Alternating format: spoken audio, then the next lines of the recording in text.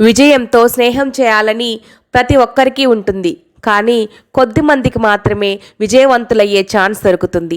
తరచుగా జీవితంలో ఎదురయ్యే ఇబ్బందుల వల్ల అనేక రకాల గందరగోళం జీవితంలో ఏర్పడుతుంది. వీటి వల్ల నిరాశ, డిప్రెషన్ వంటి లక్షణాలు కలుగుతాయి.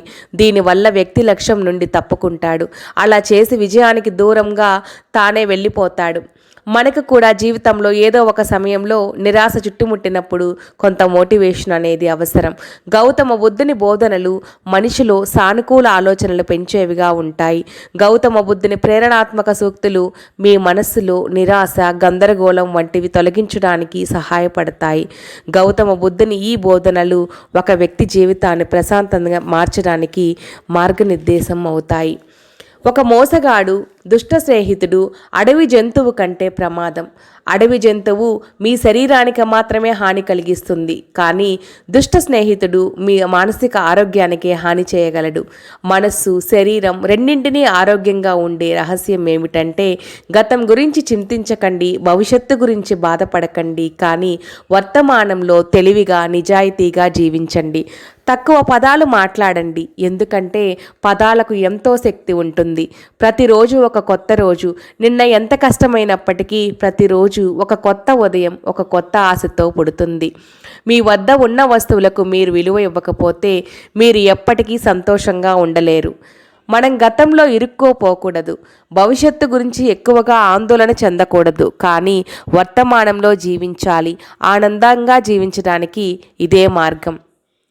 తన మనస్సును జయించిన వాడు లోకాన్ని కూడా జయించి తీరుతాడు. జీవితంలో వేలాది యుద్ధాలు గెలవడం కంటే మిమ్మల్ని మీరు గెలుచుకోవడమే మంచిది. అప్పుడు విజయం ఎప్పటికీ మీదే, దాన్ని మీ నుండి ఎవ్వరూ లాక్కోలేరు. ఆనందంగా ఉండేవారు తమ దగ్గర ఉన్నదాని గురించి మాత్రమే ఆలోచిస్తే, ఆనందంగా లేనివారు తమ దగ్గర లేని వాటి గురించి మాత్రమే ఆలోచిస్తారు. ఏదీ శాశ్వతం కాదు. నిన్ను నువ్వు ఒత్తిడికి గురి చేసుకోకు. ఎంతటి గడ్డు పరిస్థితులైనా సరే మారిపోక తప్పదు.